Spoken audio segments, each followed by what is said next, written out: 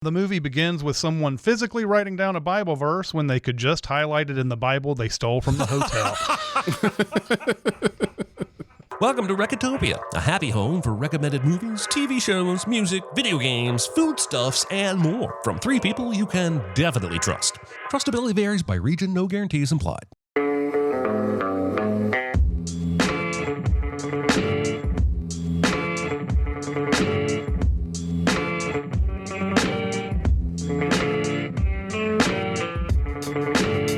And now, here are your hosts, Chris Atkinson, Jeremy Scott, and Aaron Dicer. Will you deliver Spain from bondage? I don't know. I'm trying. I don't know how. You do. You will. Hello, everybody. It is episode 168 of Recotopia. My name is Chris Atkinson, joined by Aaron Dicer. Hi-do-ly-ho, Aaron Oscarinos. And we are also joined by Jeremy Scott. Yes, that is me. Correct. And today's big recommend is The Fountain, and I haven't talked to Jeremy or Aaron about this movie since I mentioned it. I can't wait to hear what they have to say about The Fountain. We are also joined by Chat. Thank you, Chat, for coming out here and watching us talk about movies on a Tuesday. Let's start off with some small recommends. It's no big deal. Itty bitty living space. It's so small and light. It's small, it's tiny, it's petite, it's wee. And I watched a movie on Prime Video the other day called Deep Cover. Not to be confused with the Lawrence Fishburne Deep Cover that came out 30 or so years ago. It stars Bryce Dallas Howard, Orlando Bloom, Nick Mohammed as improv actors who were recruited by Sean Bean to infiltrate at first what is like counterfeit cigarettes, which I don't know anything about. I don't know how to counterfeit. I guess you slap the label on from Marlboro or something. I don't know. They are told to use their improv skills because undercover cops just can't get the job done for some reason, and use their improv skills to infiltrate this. Of course, they improv way too well, and they actually get thrown into a big, huge ass drug ring after all of this. One of the characters in that drug ring is played by Patty Considine. And you also have a great performance from Sonoya Mizuno, who you may remember from Ex Machina as one of the other robots that was in that movie. All three of these actors have different stories. Basically, Bryce Dallas Howard is playing someone who used to have huge dreams, kind of like Henry Winkler and Barry almost. She's wanted to be huge at one time, but now she just teaches improv acting in London or something like that. Orlando Bloom, who probably steals this movie, is the method actor who goes way, way too far with everything that he does, including an improv. And then Nick Mohammed plays a guy who has no experience whatsoever as an improv actor, but tries, and watching him grow throughout the movie is good. Now, this movie is not great, but I can tell you right now, you will have a very good time with this movie, especially with Orlando Bloom going way, way too far with his method acting and everything. I think that's hilarious aspect of this movie.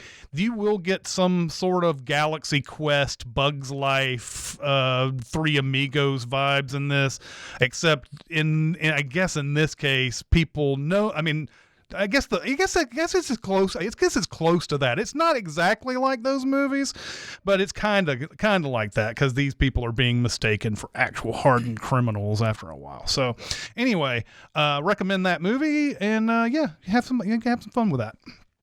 I agree with everything you said. It's not going to change anybody's life, but you're going to have a good time watching it for sure.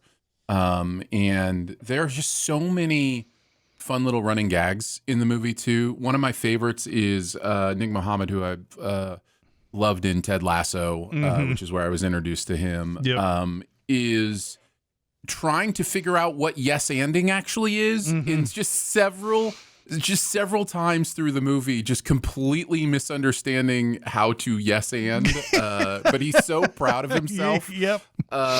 Is just, it's one of my favorites. Everybody's so good. Bryce Dallas Howard is so good. She kind of holds the center really, really well in this movie. And there's this pair of cops that have this like Abbott and Costello vibe to them that are really fun. Like there's just a lot of fun in this movie for something that should be pretty disposable, but it's fun. And perhaps in the latest of have the writers of this movie seen Cinemasins, one of those cops says, I think you need to take a look at this, like at the camera. And then the guy's like, why? What are you doing? He's like, I've always wanted to say that. I always thought that was fun. Something like that. So That's awesome. It's good stuff. Yeah. All right. Who else has got a small recommend? I'll go next because mine is a video game, and I'm guessing Aaron's is a movie, and so we can bookend. In 1999, I played the hell out of a video game called Commandos Behind Enemy Lines. And it had a few sequels, and I just loved it. I'll tell you all about it here in a second. But in April of this year, 2025, they came out with a revival. Basically, it's a prequel of these games, and it's got huge maps and incredible graphics, and it's basically a modern version, and it's called Commandos Origins. Basically, this is a strategy tactical game, top down, and it's kind of, if you imagine the Dirty Dozen, right? If you've seen the Dirty Dozen, here in the Commandos, you've got a sniper, and you have a Marine, and you have a spy, and they all have special skills. The spy can put on clothes and blend in and walk around freely among the Nazi camp. And basically, you have to infiltrate these various compounds and bases and missile silos and what have you. Every level is different, and you have to choose how to assign each of your people and where to have them go, and there's various hiding places, and the bad guys all have, they're facing a certain direction, but they can't see behind them. Some of them move around, some of them have flashlights, and you just basically have to strategery your way through each map. And I find it very fulfilling because there's no one right or wrong way to go through a map. And it just lets me be very, very creative. And I have been playing this for about 2 or 3 hours every night for the last 3 weeks. I just love it. If you ever played the originals, you're going to love this game. But if anything I'm saying sounds intriguing, go watch a trailer for this game and see if it's not something that you might be interested in. It is a PC game. I'm playing it through Steam, and it's called Commandos Origins, and I love it, love it, love it. It does sound intriguing. There's a question in the chat. Is it an RTS game? Real-time strategy. No, I mean, yes, in the sense that everything is happening in real time. So if I want my guy to crawl prone from behind the building to around in front of the building, the bad guys are all still moving, doing their various things. But I don't know if it would qualify technically from like as a literal RTS game. I'm not qualified to know. Well, that sounds very intriguing. One day I'll have time to play video games. Yeah, that's how I feel too. Because I'm spending all my time watching movies and TV occasionally as well. But I did see Predator Killer of Killers on Hulu. And this is a huge small recommend. I loved this. I think what Dan Trachtenberg is doing with the Predatorverse should be studied in film school. I just think he is reviving it in a really interesting way. He obviously understands, in my opinion, what makes that universe interesting, and has a really good take on it. I will briefly explain what's going on here. This is an animated movie, and it is not, I don't think it's required viewing leading up to Predator Badlands in November, but it's certainly kind of a piece of the puzzle, something you might enjoy knowing with the world building, those kind of things. But the Predators have collected over 3 different time periods people who bested them. So the first part of the movie is these 3 stories. And so you see each of these stories as kind of little short films leading up to the finale of these 3 people having the Predators bring them into their arena, and then what happens there. And it's exciting, it's interesting, it's well performed. I don't think any of the people are necessarily like names you're going to know from like big name actors, but they're clearly talented voiceover performers. They do great character work here. There's a character named Ursa that's kind of a Norse woman, battle maiden kind of thing. And she is incredible. The performance is great. The action in this is so cool. And so, man, there's a lot to love about it. And it also doesn't lose its heart. That's another thing Trachtenberg really understands is there's an undergirding of purpose in these people's lives that keeps it all grounded in a way that really appeals to me. That's one of my big things. I'm really excited for Predator Badlands. And Predator Killer of Killers is a great step along the way, in my opinion. Well, that's on Hulu. Hyped for this. I've decided I like Prey more than any Predator movie, even the original. This, just what I've seen of this, gives me vibes of other animated action stuff that I've seen that I've really, really liked, like Blue-Eyed Samurai or the Animatrix stuff, kind of. Right. Yeah. And so I'm really pumped. And yeah, it's fascinating to see a guy who was already a solid filmmaker step into a well-worn franchise and just absolutely breathe new life into it. Like, the Predator franchise was dead. Like, and now it's almost one of the hottest things going. I can't wait to see this and see Badlands. Where is this streaming? Hulu. Oh. This is on Hulu, and Trachtenberg directed both. He directed this, and he's directing Badlands. So I think he had a co-director on the animated. He did. He did have a co-director on this as well. Also. Yes. All right. Yep. Definitely going to see this at some point for sure. All right. Let's go on to our big recommend, which is The Fountain. And it is my recommend. So I'm going to take it away. I'm fine. It's just that you're so big. It's so huge. It's a good rule, but this is bigger than rules. It's bigger on the inside. Is it? I noticed. The Fountain is a 2006 film written by Darren Aronofsky and Ari Handel and directed by Aronofsky. The movie begins with someone physically writing down a Bible verse when they could just highlight it in the Bible they stole from the hotel. This one concerns Adam and Eve being banished from the Garden of Eden for eating from the tree of knowledge that he explicitly told them not to for reasons that Adam and Eve forgot to write down. We now see a conquistador played by Hugh Jackman bowing before a queen played by Rachel Weisz.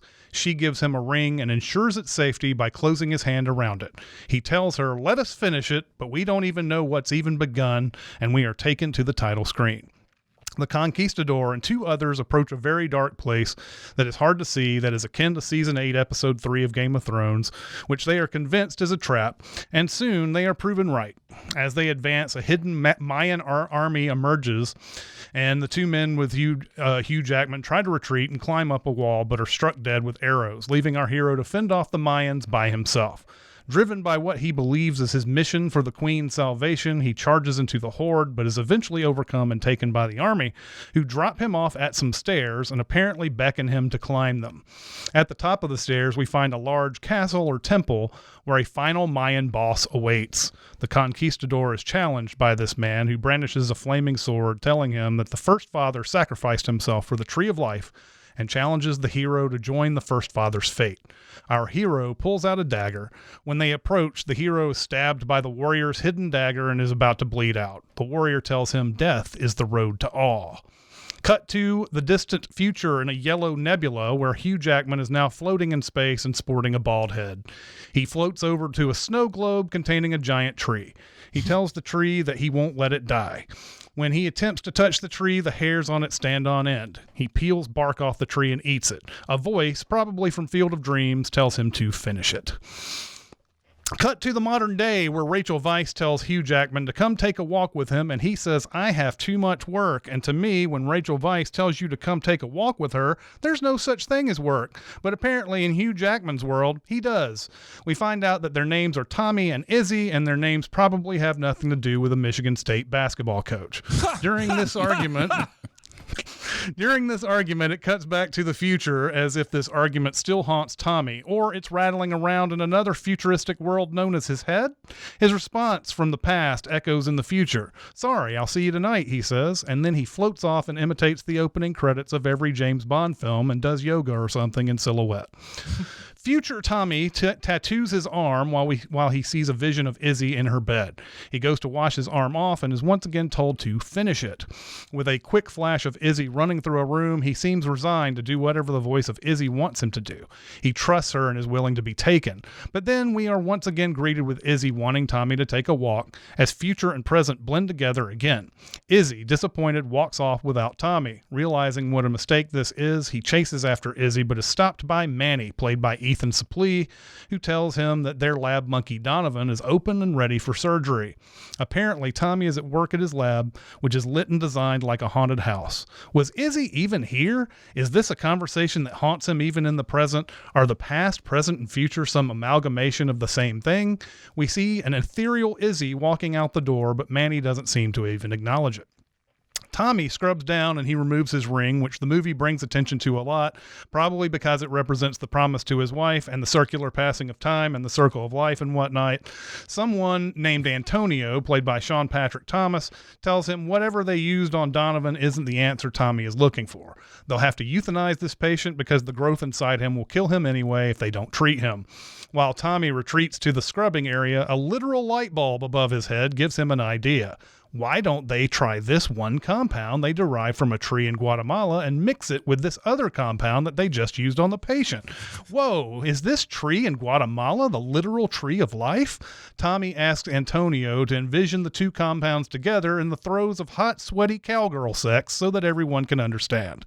This last-second treatment probably isn't ethical, but audiences were used to Dr. House episodes in 2006, and ethics are for losers. After the surgery, Tommy realizes he's lost his ring.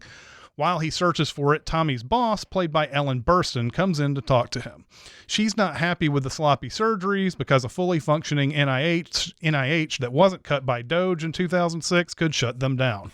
She tells him to spend more time with Izzy, but ironically, he's at work for her, even though he's wasting precious time he could be having with her trying to find a cure for her cancer. Back at home on a ledge outside a window, Izzy wants Tom to look through a telescope to see a golden nebula wrapped around a dying star that looks a lot like the place in space we saw earlier. She tells him that the Mayans believed this to be their underworld, where dead souls go to be reborn. She's also apparently writing a book about it. Also, she appears to have been out in the cold without wearing any shoes, but can't even feel it. He gives her a bath, and when he applies a sponge of steaming hot water on her, he realizes that she can't physically feel hot and cold, which she admits has been happening for some time. Doesn't matter, they have attractive people tub sex and splash water everywhere on the floor. Izzy gives Tommy her book to read, which is called The Fountain. It's the book of the movie we're watching, and to sell that point hard, Tommy says, but it's not done, indicating that the book's ending largely depends on how he chooses, kind of like the never-ending story.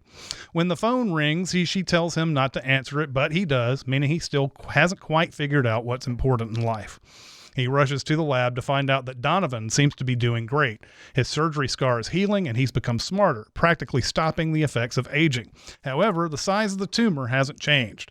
And while the cocktail they used seemed to have some tremendous effect that science should pursue, Tommy is still focused on curing cancer and is already ordering the next patient to go to surgery in the production of a new cocktail. When Tommy gets back home, he starts reading his wife's book, which takes him into the middle of a Paul Bettany scene from the Da Vinci Code.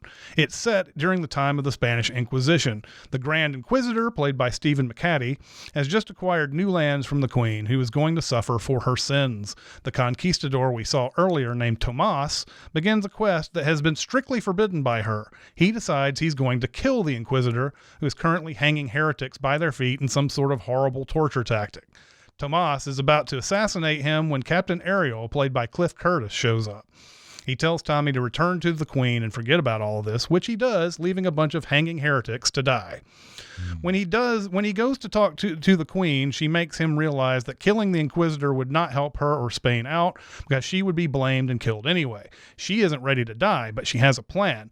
She calls upon Father Avila, played by Mark Margolis, who apparently found something so powerful in New Spain that it would free all mankind from tyranny. The Queen's insistence on finding it raised the ire of the Inquisitor, who waged war on Spain to stop her. Father Avila gives Tommy the dagger we saw earlier in the movie, one that also functions as a map to a hidden pyramid containing a tree that contains a sap that whosoever drinks from it will have everlasting life. The Queen believes this is confirmed by the Bible, that Adam and Eve ate from the tree of knowledge and the tree of life was hidden from them. But it's okay if modern-day tree of life enthusiast wants to eat from it. God has mellowed since the Adam and Eve days. Anyway, the biblical record proves that whatever Father Avila found must be true. We are then taken to a more contextual look at what the beginning of the movie showed us. Not only is he going on a quest to save the Queen's life, he's also going to get to marry the Queen if he returns with a sample of the tree of life. After he reads this, Tommy finds himself alone in his office with Izzy gone. Izzy is at some museum where she has found a Mayan book talking about the first human who sacrificed himself for the world, and the tree of life grows from his body, which in turn became the entire earth and its skies, creating the nebula that the Mayans consider their underworld. She seems to be mulling over the act of death as creation and asks Tommy about it, who doesn't answer and runs to go get the car. She then collapses and has a seizure. Tommy remains steadfast in his belief that he's found a cure and that she needs to hold on. Izzy insists that she's ready to die and has begun to see death as a good thing. Tommy goes back to the lab where the doctors are all happy with the incredible miracle drug they've given Donovan, but nonetheless still doesn't cure cancer. While his boss wants to talk to him, Tommy orders a new surgery. After that, his boss once again scolds him for not looking at the big picture, and he admits that he's driven only by finding a cure before his wife dies. She's shocked to find out that his wife is in the hospital and he's not there for her. She reminds him that discovering a drug overnight that's going to save her isn't possible. Tommy does eventually go back to the hospital, where he once again wants to mention a breakthrough. She interrupts, telling him he's her conquistador. This miracle cure doesn't matter to her. She wants to give him a gift. It's a pen and ink to finish her story. Don't pay attention to the fact that this is a fountain pen. That's probably meaningless. Anyway, she wants his help in finishing it, echoing the finish it we heard from earlier. It's here that Izzy tells Tommy the basis for the dialogue during the fight at the beginning of the movie. A Mayan friend of hers talked about a seed being planted in his father's grave where his body became a tree. Sparrows ate the fruit from the tree, and now his father flies with the birds. Death was his father's road to awe. Future Danny assures the Izzy tree that when the nebula explodes, she will be reborn. He eats another piece of bark from the tree. Tommy goes back to Izzy's book, reading a chapter focusing on Father Avila's discovery of the hidden place using the dagger, a place that is marked by conspicuous circles in the ground. Cut to Captain Ariel back at a camp where he tells the other men he's leading us in circles, not knowing how prophetic that is.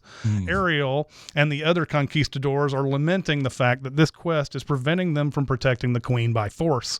They want to stop Tommy from going further, conspiring to kill him. But when Tommy enters the tent, they try to get him to turn back instead. But Tommy is unfazed. When Father Avila comes back to tell what he found, Ariel kills him, and Tommy kills Ariel along with all the other conspirators except for two, who he gives the chance to live if they stay with him.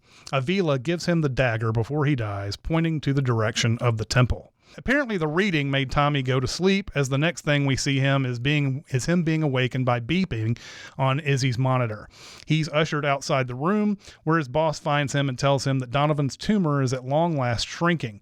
It's too late to save Izzy, though. The doctors in Izzy's room are officially declaring her dead by pulling the sheets over her head.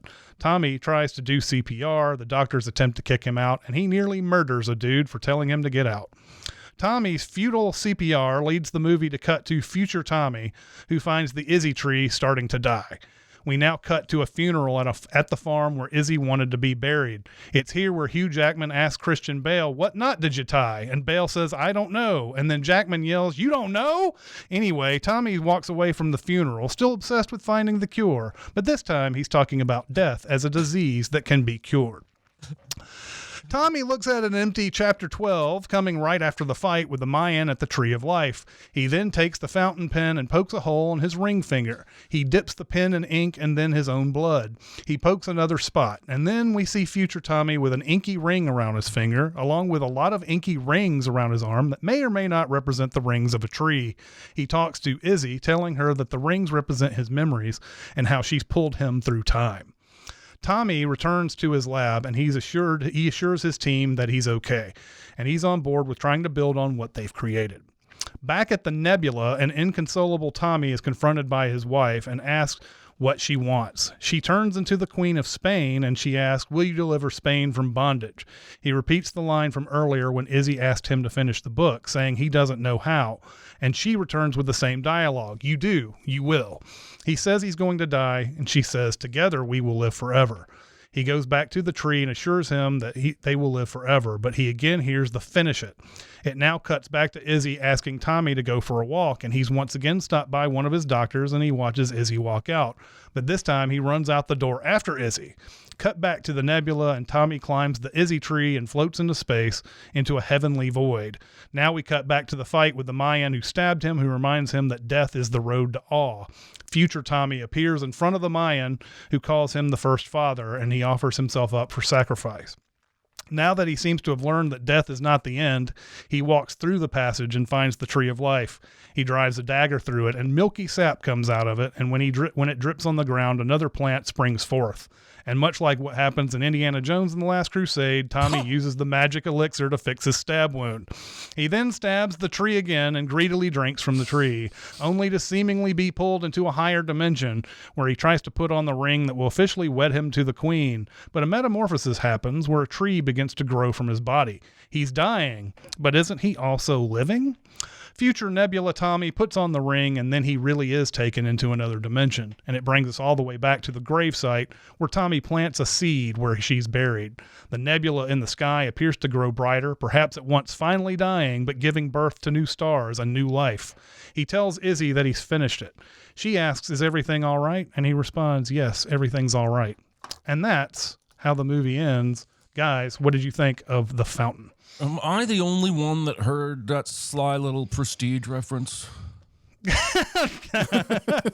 Either that or it's not nearly as funny as I thought it was when I wrote it down. I didn't see any response in the chat, and I couldn't read Aaron's face to see. I sat here giggling for 30 seconds. I missed it. What was it? Something about at the funeral. He says, "You don't know? You don't know? You don't know what time? You don't know what knot you tied?" Yeah, I did do it very stream of consciousness. So if you didn't catch that's best. Keep it subtle. Yeah, no, that's good. Aaron, you want to go or me? Sure, I'll go. I love this movie. I loved it the first time I saw it. Was very excited to see it again. I think I watched it. I think I had it from Netflix back when they were sending DVDs. Does that make sense time-wise? That feels like in my mind what happened is I had the DVD from Netflix and I watched it 3 times before I sent it back. And the reason is because I am a sucker for movies that let you do the work, right? And that let you look at the metaphors, look at the symbology, all that stuff, and to think deep thoughts about the things that they're saying. And there's some really deep thoughts you can think in a movie that's clearly grappling with death. That's what this movie is doing. It's grappling with the idea of death, what it means. Is it an end? Is it a beginning? Is it good? Is it bad? Is it painful? Is it joyful? All of those things are here, and I just love exploring that intellectually. Then there's also great performances. There is a literal story involved of this man and his wife in the modern times. I think we're pretty clearly supposed to believe the conquistador stuff is her first chapters. And then I think it's more ambiguous, at least as I'm reading it, that the future stuff are his chapters, or maybe it's real. Maybe he figured out the secret to life and lived forever and went to visit this tree in this nebula. I think the movie lets you go down both those roads equally. I choose to prefer the idea that these are his chapters and that he is finishing the book. That's my interpretation of it as well. That's how I choose to look at it. I love little touches. One that I caught this time that I'd never caught before was the idea of using the gift that she gave him to finish the story, to create something permanent as a refusal to finish the story. There's this really interesting thing that he uses that fountain pen, as you mentioned, to create a wedding ring tattoo instead of finish the story she asked him to finish, at least right away. And I think we're supposed to get the idea that he eventually does finish the story, and that's how he processes death and finds the awe involved with the end of the story. But at least initially his response is, no, I'm going to extend this as far as possible. And even in the Hugh Jackman we see in the future, he's extended it even more with these tattoos that represent time. And as you mentioned, our rings on a tree, the idea of years passing, and just the movie is just so full and beautiful with that kind of imagery. And I love it. I was reading some trivia, and I'm just so glad we got the Hugh Jackman, Rachel Weisz stripped down version of this movie, as opposed to what I understand was supposed to be Brad Pitt and Kate Blanchett in a big budget version of this movie. And don't get me wrong, I don't mind big budget thinky movies. Nolan does them all the time, and I tend to really like that stuff. But I'm just really glad this movie specifically feels so stripped down, and I also feel like Hugh Jackman's performance here is perfect for this movie. And and maybe it's just a sense of that's the one I've seen, but I just can't imagine what Brad Pitt would have done in this role that would have been as good. So I'm glad we got this version. I love the idea of combining a Fountain of Youth with the Tree of Life.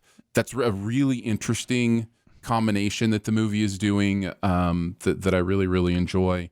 And then I just wanted to read this quote that to me kind of sums up the whole movie when she's talking about the story. She says, he said that if they dug his father's body up, it would be gone. They planted a seed over his grave. I was going to read this exact thing. Go ahead. Because it's so good. The seed became a tree. Moses said his father became part of that tree. He grew into the wood, into the bloom. And when a sparrow ate the tree's fruit, his father flew with the birds. He said death was his father's road to awe. That's what he called it, the road to awe.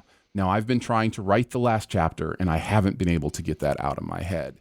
And so the fact now that Hugh Jackman's character is wrestling with, how do I put that as the last chapter of this book? How do I explain death as not this brutal finish, but this beautiful transition? I just think it's really beautiful. And as somebody who has my own perspective on what the afterlife might be, and as somebody who, by the way, died for a couple days, like that added some perspective to my whole thing, because I came out of that and it wasn't like I was asleep. It was different when I came out of my coma after my heart had stopped.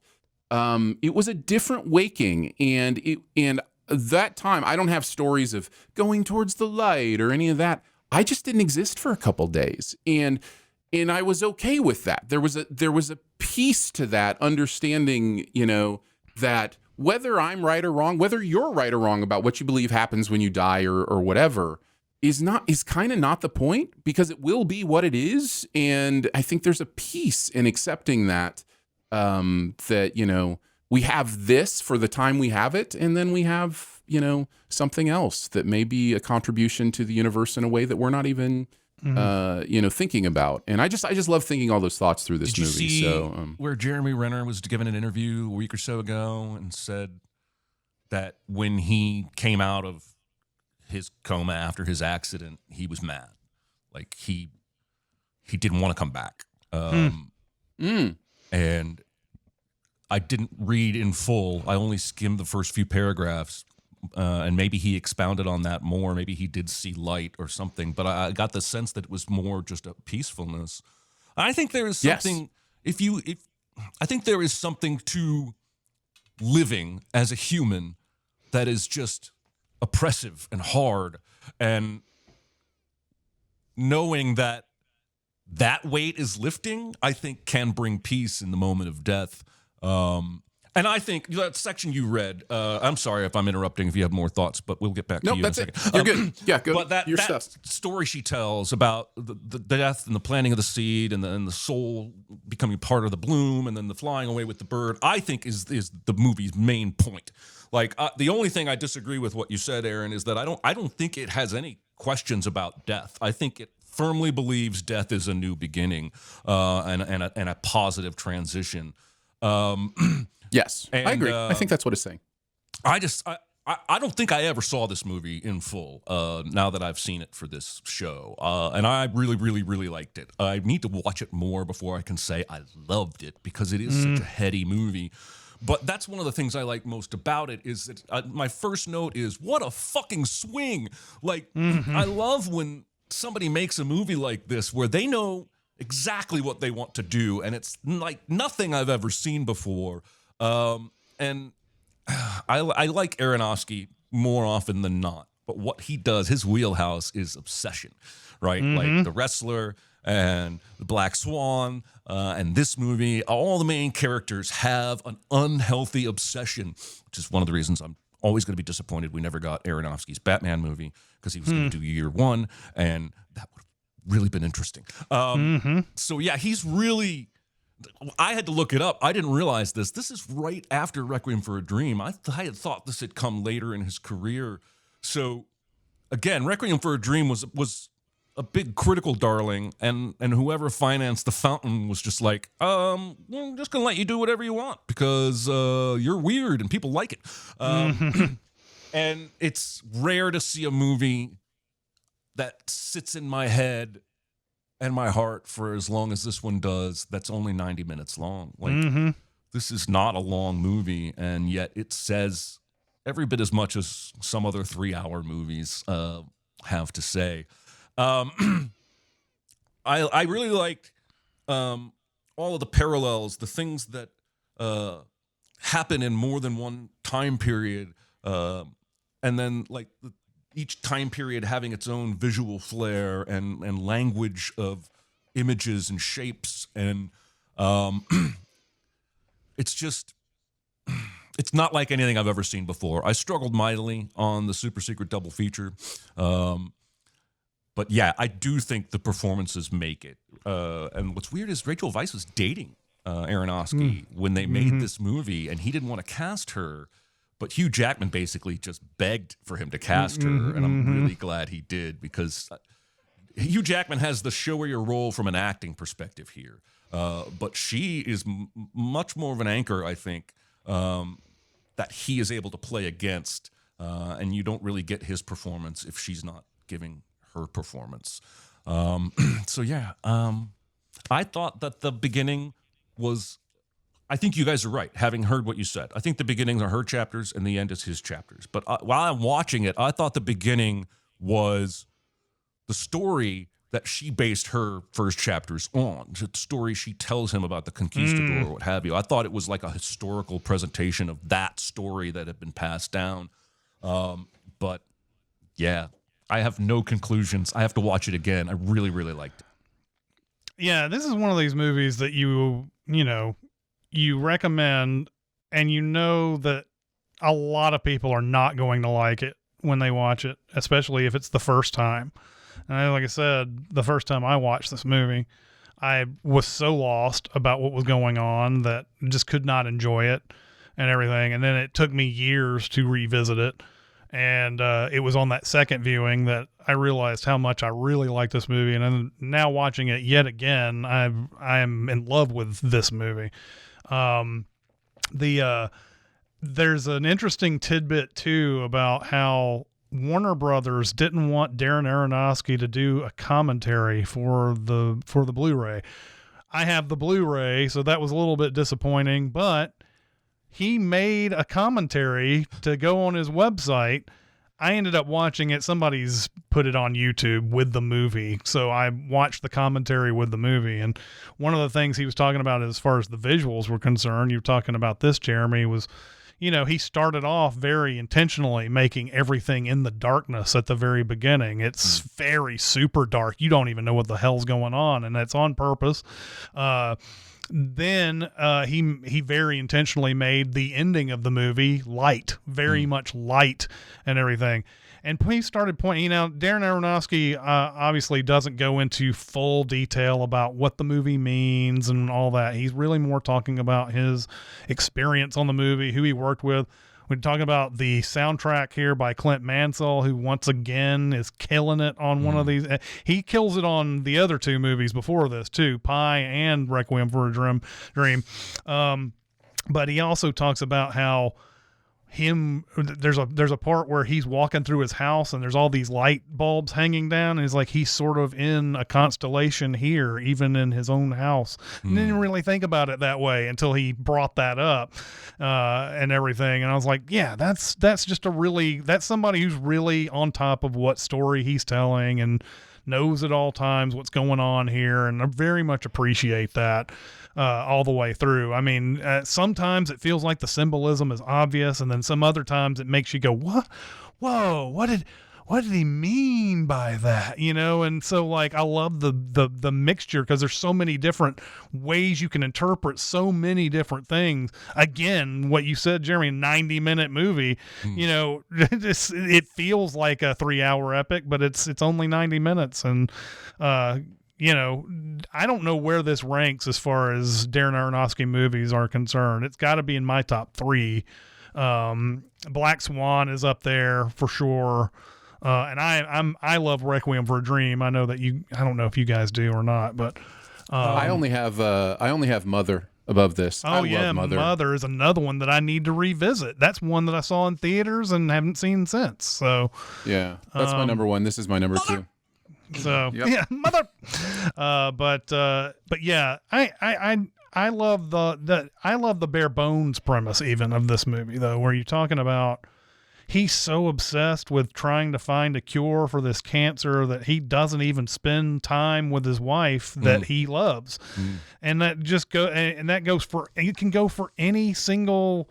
It doesn't have to be a doctor looking for the cure for cancer. It can be any kind of job or any kind of obsession that you're doing this for your family, but you're not spending any time with your family.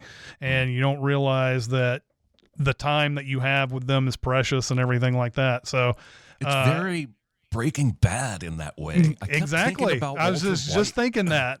Yeah, it's exactly like that. He's like, I'm doing this for my family. And then, of course, you know, he had more than enough money to care for his family, and he just kept doing it and kept doing it and kept doing it. So yeah, I very much appreciate all that. I mean, this is just a type of movie that I feel like I'll watch again in a few years, and I'll find even more things that I didn't realize the last time I watched it. So, yep.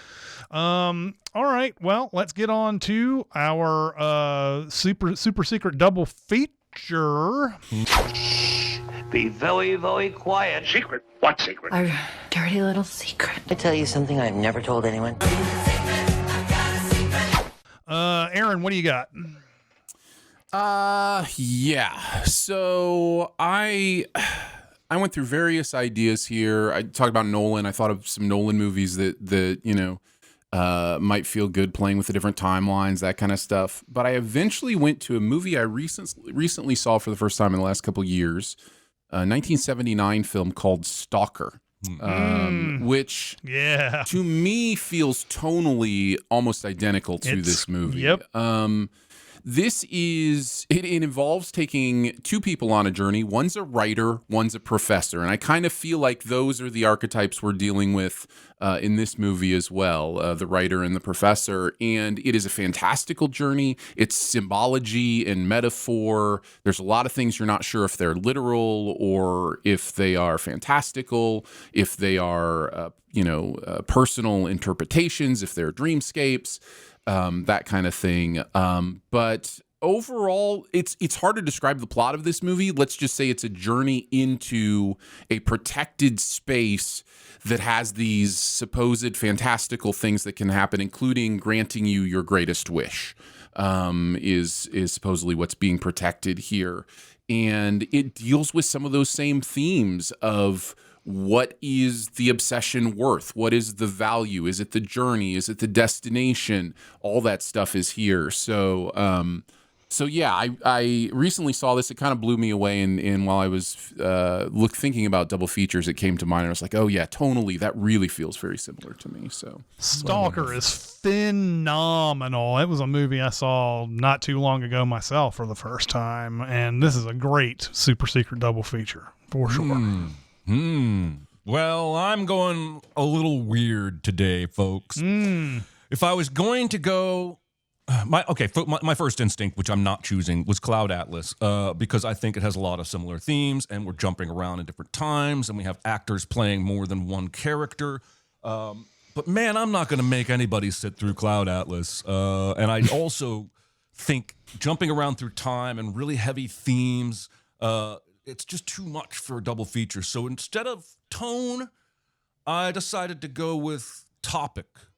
And to me, The Fountain is really about, like you said, Aaron, death and wrestling with death, and I think ultimately accepting death.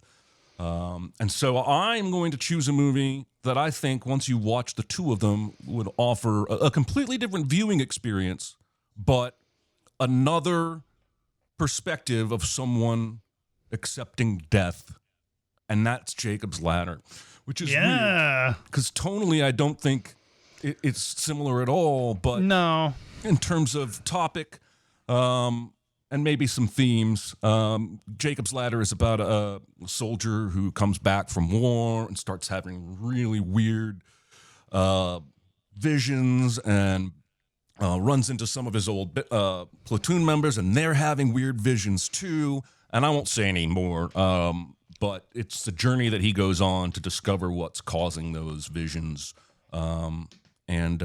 Yeah, I just think that would be a nice conversation starter. And then is told by the government and is shunned by his friends who were with him that he even had those visions. It's such a good movie. Yeah, and also I see somebody said The Green Knight. I very nearly picked The Green Knight. Green Knight would be an amazing double feature with this for sure. Talk about a movie that I think that's going to increase the more I watch it. I haven't seen it since it first came out, but I love it. I'm still like in that I don't know category, but I think eventually I'm just going to accept it for what it is and just love it. If we did after a double while. feature of The Fountain and The Green Knight, we'd have to hand out drugs beforehand. Probably so. Why don't we anyway? I thought you were going to say 50-50 for your double feature. or Nymphomaniac. So, all right. All right. We're going to go to our next assignment. What is our next homework assignment? It's Jeremy's turn. And what does Jeremy say we have to watch next week? I promise. I swear to holy Moses, I did not intentionally set us up to do back-to-back Hugh Jackman.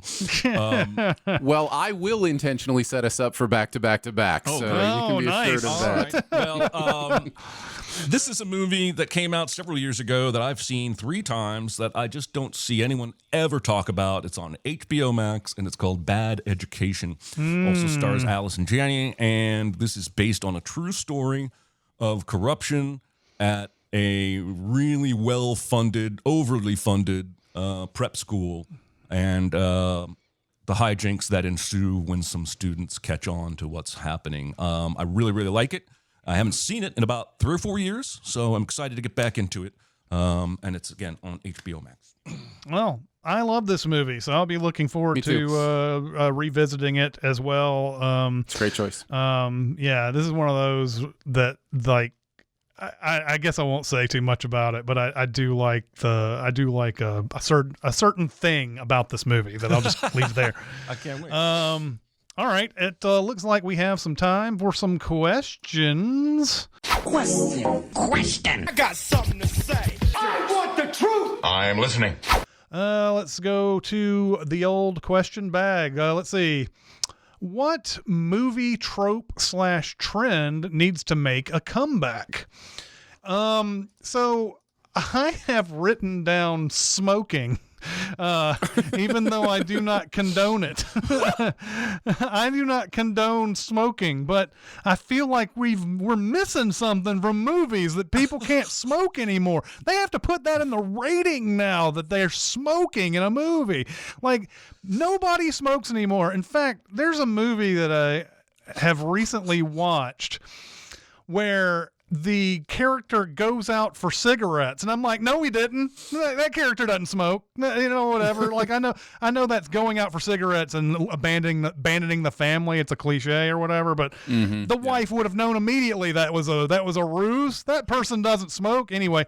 There's something about smoking in movies. I've never been a smoker. I don't condone smoking. I just think it's cool in movies, and they just decided to make it a thing, a taboo. So anyway, Look, there you go. I feel the same way about murder. It looks so cool. Exactly. I never do it in real life, but As somebody who is a former smoker, I started because I wanted to be cool. It's so fucking stupid. These guys that we were hanging out with at a party were smoking, and they were like, "Do you want one?" And I was like, "Okay." And then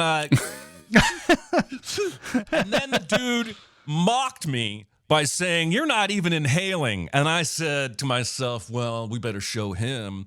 And so I inhaled big and deep and coughed for the next 3 hours, and that is the beginning of my nicotine addiction. I do not recommend or condone smoking. I do agree with Chris that there are moments in movies where it looks cool. I think it's the cinematic nature of the smoke itself sometimes. The way the light can hit it and the things you can do with it. Yeah. You watch some of those old movies and the way it's lit Also, is the way really, you really can interesting. punctuate dialogue and statements with Right, it's a great dramatic drag prop. and pause. Yeah. Yeah. I wrote down hardcore nudity, but then I wrote, no, just kidding. And my real answer is long opening credits with score that set the mood, like Seven or Signs or most of Hitchcock's movies. I appreciate that, and it's mostly gone.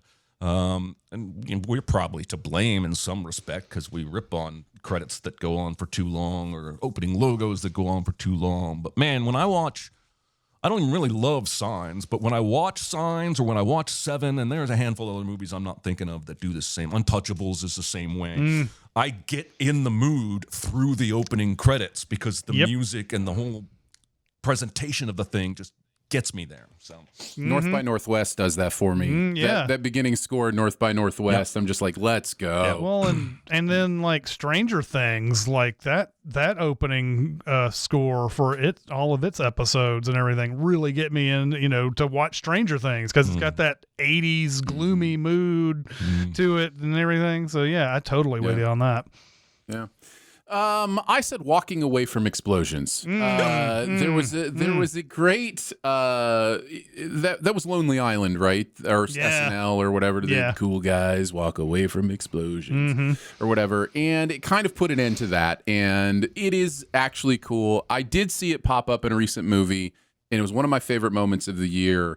I don't know if you saw Thelma. Thelma's a great movie, but these are older people, and at the end they accidentally explode something, and they have no idea they're walking away from it because they can't hear it. And it made me laugh so funny because it was so cool and so funny. But yeah, I do was like a movie I trope. regretted not bringing up during our end of the year thing. That was a movie that you had thrown on the hey Chris, you need to watch this thing, and I loved Thelma. I thought that was a great movie. Yeah, Thelma's great.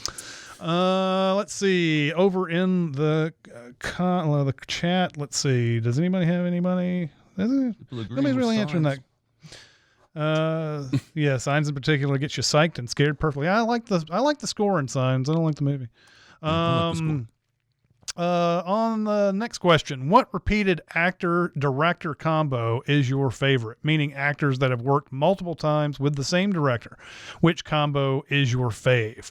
For me, Denzel Washington and Spike Lee, they pretty much always knock it out of the park when they're together. And then this recent Ryan Coogler, Michael B. Jordan string of movies is phenomenal. So those are my two. Those are great. Good call. Yeah, and Sinners just locks that in, man. Like, I mean, it's just like it's legendary. I get to watch Sinners this week. My brother's coming, and I'm Nice. saving it. You said Denzel, and my brain immediately went to Denzel and Tony Scott, because they've made a bunch of movies together, and they're all highly watchable. I think they've made 5 movies together. But the answer I wrote down was McQuarrie and Tom Cruise. And it goes beyond Mission Impossible. I really like the first Jack Reacher film that they made together. And then McQuarrie was heavily involved in Top Gun Maverick. Even though Kaczynski directed it, McQuarrie was a producer and he worked on the script. And there's just a chemistry there that works. I get the sense they're never going to stop working together because they just kind of have a shared insanity and a way of working. And I think McQuarrie wrote Valkyrie too, as well, because that was another I think you're right. McQuarrie Singer production, and then I guess that's where it all must have started there. And just think about how Mission Impossible started. He was getting a new director every single time. I think he was trying to find and he wasn't trying to find the perfect guy. He was just trying to find a new guy, a new vision every time. And then he gets Christopher McQuarrie, and he's like, let's just stick with this guy. This guy knows what I want. So, yeah, love that. It was always going to be Hitchcock, and it was either going to be Jimmy Stewart or Cary Grant, and I decided to go with Cary Grant. They did 4 movies together, and 3 of them are absolute bangers. To Catch a Thief is fine, but North by Northwest, Notorious, and Suspicion are all incredible films, and they always do so good together. So, yeah, shout out that. Over in the chat, JC says, I know it's only 2, but Kubrick and Kirk Douglas had 2 back-to-back bangers. I believe that's Paths of Glory and Spartacus. Nolan says, I like Peele and Daniel Kaluuya. Lang says Sam Jackson and Quentin Tarantino. Yeah, for sure. R1MA78 says Kurosawa and Takashi Shimura. Of course. And then let's see. Link says Johnny Depp and Tim Burton. Yeah, I mean, I don't like every movie they've made, but they're a good partnership for sure. R1MA78 also says Herzog and Kinski, probably because they hated each other. Those are some epic stories about how much they could not get along, but yet could not stop working with each other for some reason. We also have a vote for Christopher Nolan and Christian Bale. And James says James Gray and Joaquin Phoenix, even though it's been a minute since they worked together. Yeah, they had a string of movies like in the early 2000s, and I don't think they've worked together since. But anyway, those are all some good choices. And that's going to do it for this week. Next week is Bad Education, the Hugh Jackman Bad Education. I think there's a Pedro Almodovar movie called Bad Education. Don't confuse it with that. I think that's right. If I'm wrong, I know there's a TV show. I know there was a Bad Education. Yeah, I think there was a Bad Education Pedro Almodovar movie. But anyway, it's the Hugh Jackman Bad Education that came out on HBO or whatever the last time. Anyway, that'll be next week, and that's going to do it for this week. Thank you so much, chat, for coming out. We appreciate it. Just going to do it for this week. We'll see you next time. See ya. Bye, everybody. Bye. See you guys. Bye. Be a part of the live show by being a member of the Sin Club at Patreon at patreon.com/cinemasins. Chat with us on the Cinemasins Discord at discord.gg/cinemasins or Cinemasins Twitter at Cinemasins, and email any comments or questions to Recotopia@cinemasins.com. That's RECOTOPIA at cinemasins.com.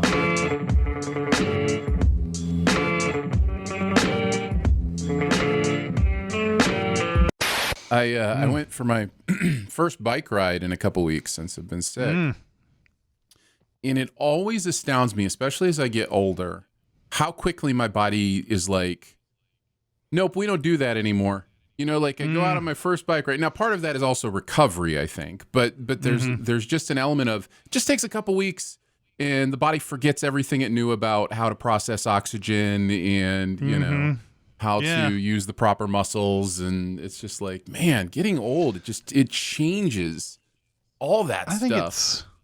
I think it's terrible that when you exercise, you know, you get that high from exercising or whatever, and it's like it encourages you to keep doing it.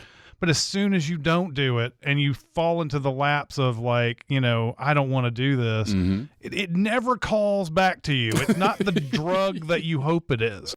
They just finished a trail from our local park to a Battlefield National Park that's nearby. And so it's like 3 miles over there, and it's like a 3-mile loop through this like battlefield historical, kind of thing. And so I've got a nice 7-mile loop I can do.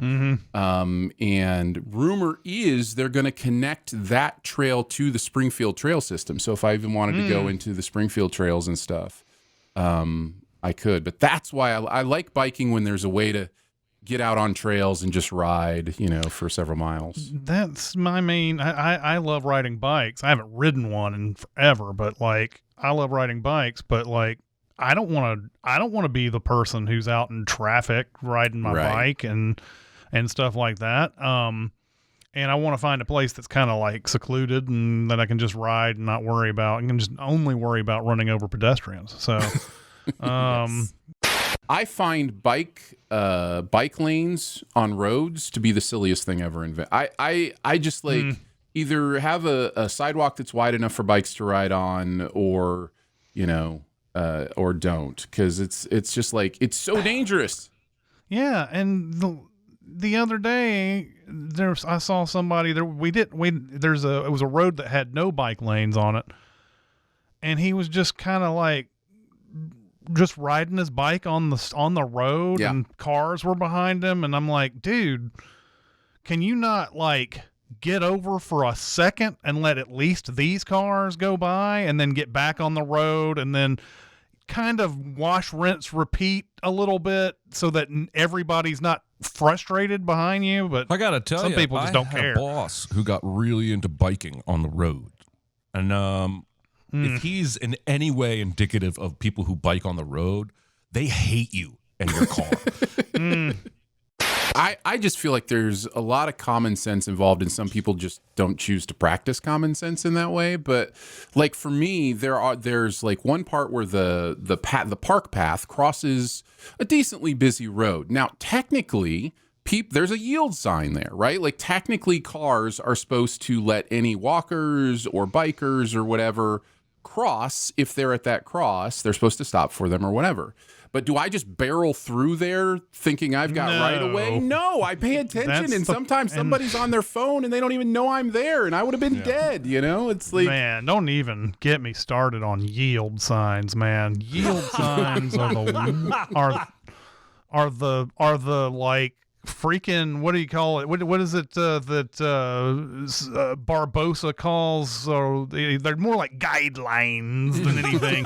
And there's a place that I drive all the time out here that people are coming off of the interstate, and there's a yield to ease onto the street from the interstate, and it doesn't matter how close I am to them as they approach that yield sign. They always feel entitled that they need to be on the road more than I do. Yeah. And I'm I understand too that there's a get over and let people over type of things. I can't do that all the time. I'm sorry, I can't. And these people just come up to the yield sign and just well, nobody is immediately to my side, so I just guess I'll get over, even though you're right there. So yeah, I hate yield signs so much. I hate them. Just put a stop sign there. If you want to really stop people from doing that kind of thing, put a stop sign, put a light, something. Station a traffic cop. Just put a human being there. Yeah, put a baby crib there. But fill it with cans. It's only cans. Yeah, fill it cans, yeah. Sprite has a new flavor. Sprite with tea. No, I'm an iced tea guy. I like iced tea mixed with lemonade, Arnold Palmer. And Sprite is kind of like carbonated lemonade, right? So I was like, I can see how that might work, right? And then I read there's no caffeine in it. And I was like, well, how lovely of them to have used decaffeinated tea in this new beverage product so that, like Sprite, I can drink it whenever I want and not worry about added caffeine. So I buy a bottle, I chill it in the fridge, I take it out. Doesn't taste like tea. It tastes like, I told my wife the best I can describe it is it's modified Sprite. So I immediately went to the ingredients. There's no fucking tea in this drink. There's no tea in Sprite plus tea. They just added stuff that they think might equal tea flavor. Sprite without tea is just Spree. Or Spree. I wish people listening could hear my eyes roll. They can. They can. I feel like 5% of Jeremy's life is going to the grocery store and looking for that new flavor, that new drink. You are not even wrong. I will not deny it. Every time, listen, I go every day, basically, because the Starbucks I visit is inside the grocery store. And I'm usually, as I walk to the exit, I walk by a couple of cases where they keep bottled drinks so I can see if there's anything new. Why not? My wife's the same way with Doritos flavors. Yeah. I've started buying more flavors because I start getting tired of the ones that I'm drinking all the time. So I do kind of do that every once in a while, but I have to make sure mine is like the zero sugar variety and stuff like that. And those are they've made tremendous strides on those, by the way. Almost everything that you like sugar wise has got a zero or a diet, but sometimes you just can't find some of those things. Sometimes it's just like, oh, new flavor, but it's all the sugar. So